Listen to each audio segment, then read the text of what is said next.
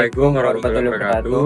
Kami di sini dari mahasiswa dari mata kuliah Administrasi Pertanahan kelas A yang diampu oleh dosen Pak Edi Wahyudi SHMSI.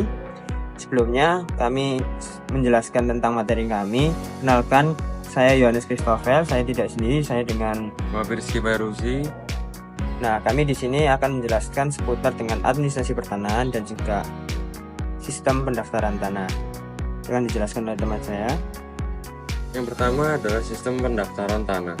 Sistem pendaftaran tanah di Indonesia merupakan salah satu pilar penting dalam administrasi pertanahan yang bertujuan menciptakan kepastian hukum dan perlindungan hak atas tanah. Pendaftaran tanah dilandasi oleh UU Nomor 5 Tahun 1960 dan diatur secara teknis dalam PP No. 24 Tahun 1997 tentang pendaftaran tanah. Pendaftaran ini mencakup kegiatan pengumpulan, pengolahan, dan penyajian data fisik dan data yuridis mengenai bidang-bidang tanah serta satuan rumah susun, termasuk hak-hak yang membebaninya. Pendaftaran tanah terbagi sebagai dua bentuk. Yang pertama, pendaftaran pertama kali dilakukan untuk bidang tanah yang belum pernah didaftarkan sebelumnya. Tujuan utamanya adalah memberikan status hukum yang sah terhadap bidang tanah tersebut dan mencegah tumpang tindih klaim. Contoh, dalam program PTSL atau pendaftaran tanah sistematis lengkap, pemerintah mendaftarkan tanah-tanah di pulau pedesaan yang selama puluhan tahun belum memiliki sertifikat seperti yang dilakukan di Kabupaten Blora, di mana ratusan ribu bidang tanah akhirnya memperoleh sertifikat resmi. Yang kedua, pemeliharaan data pendaftaran dilakukan jika terjadi perubahan data seperti alih kepemilikan, perubahan penggunaan, pemecahan atau penggabungan bidang tanah. Contohnya, dalam kasus seseorang yang membeli rumah dari pemilik lama, maka sertifikat harus dibalik nama dari pemilik sebelumnya ke pemilik baru di kantor pertanahan. Nah, di sini saya akan melanjutkan menjelaskan tentang bagaimana hak atas tanah dan peralihan hak. Nah, dalam sistem hukum agraria Indonesia dikenal beberapa jenis hak atas tanah yang telah ditentukan dalam UU PA dalam peraturan turunannya.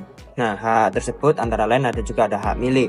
Nah, bagaimana hak merupakan hak atas tanah yang paling kuat dan penuh yang dapat dimiliki oleh setiap warga negara Indonesia. Contoh, seorang memiliki sebidang tanah untuk rumah tinggal yang diwariskan dari orang tuanya. Yang kedua ada hak guna usaha yang biasa kita kenal dengan HGU, diberikan kepada badan usaha yang mengelola tanah negara guna keperluan pertanian, perkebunan, dan juga peternakan. Dan terus ada ketiga hak guna bangunan HGB yang diberikan untuk mendirikan dan memiliki bangunan di atas tanah milik negara atau pihak lain dalam jangka waktu tertentu. Terus itu ada hak pakai, bagaimana hak untuk menggunakan dan memungut hasil dari tanah yang bukan miliknya, baik untuk pribadi, sosial, dan juga pemerintah. Nah, terus juga ada hak sewa, bagaimana digunakan oleh perorangan atau badan hukum untuk menyewa tanah untuk kepentingan tertentu. Yang terakhir juga ada hak pengelolaan, yaitu HPL. Nah, diberikan kepada lembaga pemerintah atau BUMN atas tanah negara. Contohnya, tanah pelabuhan Tanjung Priok yang dikelola oleh perusahaan PT Pelindo melalui HPL tersebut. Nah, jadi peralihan atas tanah dapat terjadi melalui beberapa cara, antara jual beli rumah, hibah, warisan, dan juga tukar menukar. Misalnya dalam praktik jual beli rumah di daerah Tangerang, pembeli wajib melakukan balik nama sertifikat di kantor BPN agar hak hukum berpindah secara sah.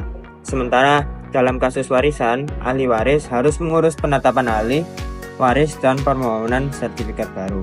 Kemudian ada yang namanya reforma agraria. Reforma agraria merupakan kebijakan pemerintah untuk melakukan penataan ulang, penguasaan, pemilikan, penggunaan, dan pemanfaatan tanah, terutama demi keadilan sosial. Tujuan utamanya adalah mengurangi ketimpangan struktur agraria, memperkuat petani kecil, serta memberikan akses terhadap tanah sebagai modal produksi. Terdapat dua bentuk pelaksanaan reforma agraria. Yang pertama adalah legalisasi aset, yaitu pemberian sertifikat kepada masyarakat yang telah lama menguasai lahan, baik tanah adat maupun tanah eks perkebunan. Contohnya, program sertifikasi tanah di Nusa Tenggara Barat bagi petani tradisional yang telah menggarap lahan selama puluhan tahun. Kemudian ada retribusi tanah, yaitu pembagian tanah negara, tanah terlantar atau ex-HGU kepada masyarakat yang berhak. Contohnya di Sumatera Selatan, tanah ex-HGU, perusahaan sawit yang tidak diperpanjang dibagi kepada petani penggarap sebagai bagian dari program reforma agraria oleh ATR atau BPN. Nah, selanjutnya di sini saya akan menjelaskan bagaimana sengketa dan konflik dalam pertanahan. Nah, konflik pertanahan di Indonesia ini sering terjadi dan bersifat kompleks. Nah, konflik ini dapat dikategorikan menjadi konflik vertikal dan juga horizontal, yaitu antara rakyat dengan negara atau perusahaan, dan konflik horizontalnya itu yaitu antara individu dan juga kelompok masyarakat. Nah, penyebab utama dari konflik ini antara lain adalah tumpang tindih, tidak adanya sertifikat, sengketa warisan, dan juga ketidakjelasan batas antar wilayahnya. Nah, di sini saya akan kasih contoh bagaimana konflik vertikal adalah di Kampung Luar Batang, itu di Jakarta Utara, di mana warga berkonflik dengan pemerintah karena proyek revitalisasi yang mengusung pengusungan nama tanpa solusi yang disepakati. Sedangkan konflik horizontalnya, saya di sini akan kasih contoh pada sengketa tanah yang ada di warisan Yogyakarta yang berujung ke pengadilan karena tidak adanya pembagian waris. Nah, penyelesaian konflik ini dapat diselesaikan melalui beberapa jalur, yaitu pertama mediasi oleh BPN atau pemerintah daerah. Yang kedua adjudikasi yaitu penetapan administratif oleh tim BPN. Yang ketiga juga ada peradilan, biasanya di PT UN itu atau peradilan umum. Yang terakhir ada non litigasi seperti musyawarah adat atau difasilitasi oleh lembaga LSM. Nah, penyelesaian konflik agraria harus mengedepankan prinsip konsensus, yaitu keadilan sosial, keberlanjutan, bukan hanya hukum formal. Kajian sosiologis menunjukkan bahwa pentingnya pemetaan partisipatif dan pengakuan terhadap hak-hak tanah adat. Dan kemudian ada pengadaan tanah untuk kepentingan umum. Pentingan tanah adalah proses legal untuk memperoleh tanah guna pembangunan infrastruktur atau fasilitas umum. Berdasarkan Undang-Undang Nomor 2 Tahun 2012, proses ini dilakukan dalam 4 tahap. Yang pertama, perencanaan oleh instansi yang membutuhkan tanah. Yang kedua, persiapan termasuk identifikasi bidang tanah dan pihak yang berhak. Yang ketiga, pelaksanaan, yaitu pelepasan hak dan pembayaran ganti rugi. Yang keempat, penyerahan hasil kepada instansi pengguna. Prinsip utama dalam proses ini adalah kepentingan umum, partisipasi warga, keadilan, dan pemberian ganti rugi yang layak. Contohnya, proyek jalan tol Yogyakarta sampai Solo menuntut pembebasan ratusan bidang tanah. Pemerintah menetapkan harga berdasarkan appraisal independen, namun beberapa warga menolak karena merasa nilai ganti rugi tidak sesuai nilai pasar. Nah, saya akan menjelaskan juga tentang bagaimana tata ruang dan zonasi tanahnya. Pemetaan ruang merupakan proses perencanaan penggunaan ruang wilayah yang ditujukan untuk mendukung pembangunan yang berkelanjutan.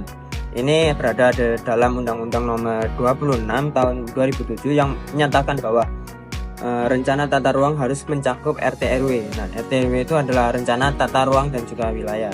Dan RDTR, yaitu rencana detail tata ruang. Nah, melalui sistem zonasi ini ditentukan bagaimana peruntukan tanah seperti pemukiman, industri, pertanian, konservasi, dan lainnya.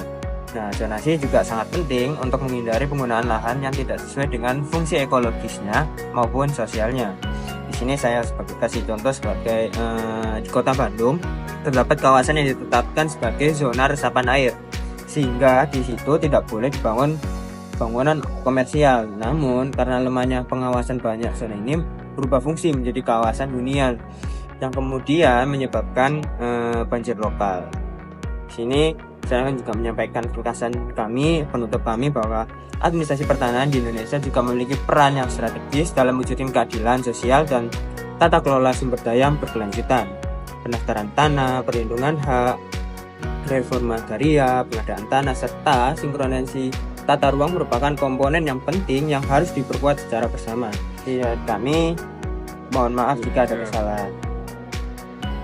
Assalamualaikum Assalamualaikum warahmatullahi wabarakatuh.